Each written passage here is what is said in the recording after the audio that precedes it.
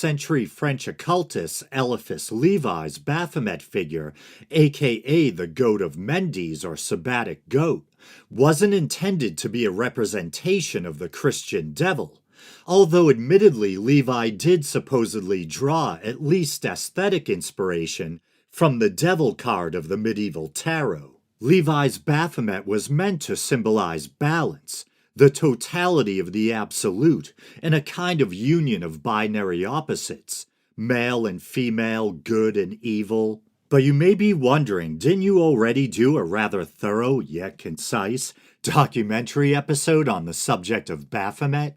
Why are we revisiting this topic? Well, a friendly YouTube viewer enjoyed the first Baphomet special so much that he requested another, and sometimes that's all it takes. Ask and you shall receive, as the saying goes. And that goes for anyone who appreciates the show. Feel free to make a suggestion or request that I cover a certain topic, etc. And I also want to clarify for those of you who may have seen the first Baphomet documentary that I believe I pronounced the name Eliphas Levi. But upon further research, it appears that Levi is the more proper pronunciation, so that's what I'm going to be going with. But since that first Baphomet episode was rather thorough, in my humble opinion, I knew trying to find enough material for a second might prove to be something of a challenge. I've long been interested in or fascinated by the Baphomet symbol, which is why I wanted to cover it on the show in the first place. So I had already come to the topic with some basic knowledge when I did that first documentary special, and in addition wanting to be as thorough and informative as possible, I scoured the internet looking for additional information, double-checked my facts, and then distilled everything down into a roughly 20-minute script. So what I think I'll do this time is review some of the content from the first special for the sake of context, or as a refresher, and then also try to elaborate or expand on some aspects I may not have fully explored the first time around. I already mentioned how for Eliphas Levi, this Baphomet or Sabbatic goat figure he created was meant to symbolize balance or a union of opposites. So what I think I'll do is play a clip from the last special in which I read a description of the figure in Levi's own words. For context, he's referencing it as a frontispiece illustration in his 2-volume work entitled, when translated from French to English, Dogma and Ritual of High Magic. Frontispiece just being a fancy term for an illustration facing the title page of a book. And it should be noted that Levi actually drew the illustration himself, and if you look at that famous Baphomet drawing, you can actually see his name down in the lower left, on the kind of round base beneath the figure. But here's the clip.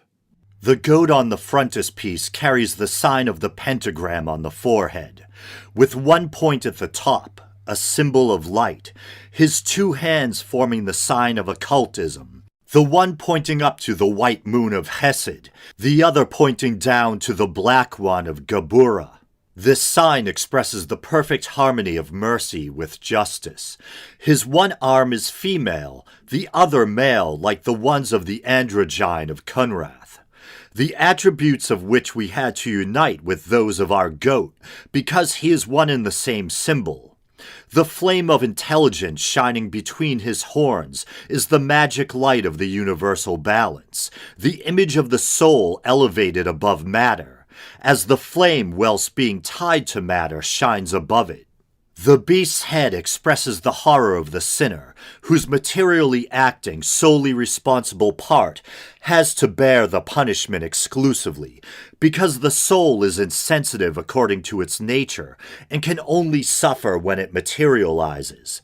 The rod standing instead of genitals symbolizes eternal life, the body covered with scales, the water, the semicircle above it, the atmosphere, the feathers following above the volatile, Humanity is represented by the two breasts and the androgyne arms of the Sphinx of the occult sciences. And so I'm glad I'm doing this follow-up episode because I've realized there's a number of things just in that description in Levi's own words that I didn't really explore last time. For instance, he says his two hands forming the sign of occultism, the one pointing up to the white moon of Hesed, the other pointing down to the black one of Gevurah. And what I believe Levi is referencing here is the maxim, as above, so below, a principle which can be found in both occultism and alchemy, there of course being an overlap between the two. As referenced by Levi, the Baphomet or sabbatic goat figure is pictured with one hand pointing upward above and the other pointed downward below, and the upward pointing arm bears the Latin inscription salve, to separate or dissolve, and the other arm coagula, meaning to bring together or clot, as in coagulate. And from my understanding, this principle of as above, so below refers to a perceived correlation between events in the celestial realm above and events below on the earth. As above, so below is a shortened paraphrasing of a saying found in a Hermetic text called the Emerald Tablet, which according to Arabic sources may go as far back as the 8th or 9th century CE. The original wording translated into English reads, "That which is above is like to that which is below, and that which is below is like to that which is above." The authorship of the Emerald Tablet is attributed to a legendary figure known as Hermes Trismegistus, the thrice great Hermes, and that's where the term Hermetic comes from. You may be familiar, for example, with the Hermetic Order of the Golden Dawn, a 19th century secret society or occult organization that infamous British occultist Aleister Crowley belonged to for a time. Crowley had actually adopted the name Baphomet as a member of another occult secret society, the OTO, or Ordo Templi Orientis.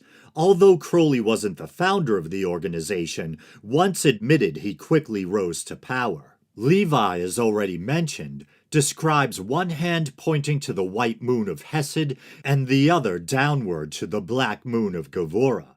Hesed and Gevurah are references to the Kabbalistic tree of life in Jewish mysticism. Both Hesed, meaning kindness, and Gevurah, strength or severity, being so-called Sephirot. In Kabbalah, a Sephirah, singular, being one of the 10 attributes or emanations through which the Ein Sof or infinite is said to reveal itself. Despite his name and strong interest in Kabbalah and Jewish mysticism, Levi wasn't Jewish. In fact, in early adulthood, he had entered the seminary, becoming a deacon in the Roman Catholic Church. Eliphas Levi was an adopted pen name. He believed it to be a close approximation of his birth name Alphonse Louis, transliterated into Hebrew. In that clip, Levi, or me reading Levi's words, also mentions the mysterious-sounding androgyne of Kunrath. Kunrath almost sounds like something from the Evil Dead.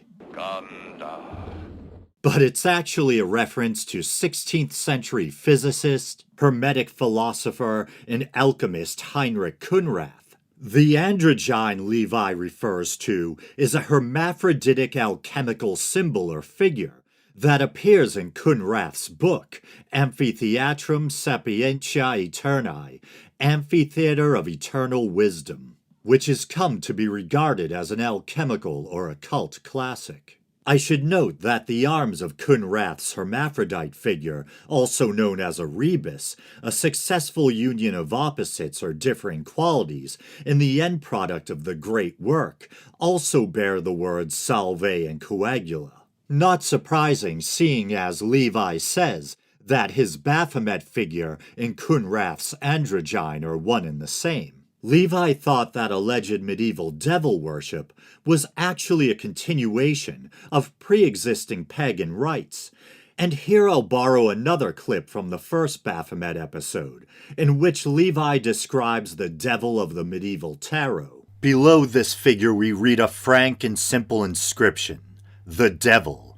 Yes, we confront here that phantom of all terrors, the dragon of all theogonies, the Ahriman of the Persians, the Typhon of the Egyptians, the Python of the Greeks, the old serpent of the Hebrews, the fantastic monster, the nightmare, the Croque-Mitaine, the gargoyle, the great beast of the Middle Ages, and, worse than all these, the Baphomet of the Templars, the bearded idol of the alchemist, the obscene deity of Mendes, the goat of the Sabbath. The frontispiece to this ritual reproduces the exact figure of the terrible Emperor of Night, with all his attributes and all his characters. Yes, in our profound conviction, the Grand Masters of the Order of Templars worship the Baphomet, and caused it to be worshipped by their initiates. Yes, there existed in the past, and there may be still in the present, assemblies which are presided over by this figure, seated on a throne and having a flaming torch between the horns. But the adorers of this sign do not consider, as do we, that it is a representation of the devil. On the contrary, for them, it is that of the god Pan, the god of our modern schools of philosophy, the god of the Alexandrian Theurgic school, and of our own mystical Neoplatonists, the god of Lamartine and Victor Cousin, the god of Spinoza and Plato, the god of the primitive Gnostic schools, the Christ also of the dissident priesthood. The mysteries of the Sabbath have been variously described, but they figure always in grimoires and in magical trials. The revelations made on the subject may be classified under three heads. 1. Those referring to a fantastic and imaginary Sabbath. 2. Those which betray the secrets of the occult assemblies of veritable adepts. 3. Revelations of foolish and criminal gatherings, having for their object the operations of black magic. And so, like Christopher Lee in that opening clip, Eliphas Levi mentions Mendes, the obscene deity of Mendes to be precise. And once again, the goat of Mendes was another name given to his Baphomet or Sabbatic goat figure. So what exactly is the goat of Mendes? Well, Mendes was the Greek name for the ancient Egyptian city of Jedit. And I found this quote from 19th century Egyptologist and what would have been called back in the day Orientalist, E.A. Wallace Budge. At several places in the Delta, Hermopolis, Lycopolis, and Mendes, the god Pan and a goat were worshipped. Strabo, quoting Pindar, says that in these places goats had intercourse with women, and Herodotus instances a case which was said to have taken place in the open day. The Mendesians, according to this last writer, paid reverence to all goats, and more to the males than to the females, and particularly to one he-goat, on the death of which public mourning is observed throughout the whole Mendesian district.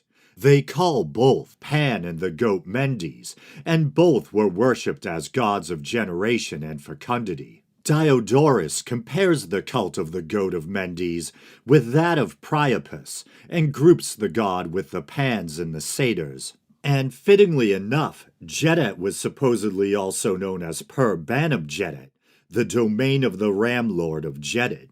Banab-Jedit, or Banab-Jeb, being the Egyptian name of the ram god, whose cult was centered in Mendes. And I'll also note that the Jed was a common symbol in ancient Egypt. It's pillar-shaped with a series of horizontal crossbars. It represented stability and is thought to have been inspired by the shape of the spine, possibly more specifically, the sacrum of a bull. It was also thought of as being the backbone of the god Osiris. But I'll read a quote from the Greek historian Herodotus directly, and this is from his histories. The reason the Egyptians I mentioned do not sacrifice goats of either gender is as follows. The Mendesians count Pan as one of the 8 gods, and according to them the 8 gods precede the 12 gods. Pan's portrait in Egypt, as represented by artists and sculptors, is the same as it is in Greece, that is, with a goat's head and a he-goat's legs. It is not that they think he looks like that. He is no different from any of the other gods in their view. However, I should prefer not to explain why they depict him that way. Mendesians regard all goats as sacred, he-goats more than she-goats, and goat herds of male goats are held in particular respect.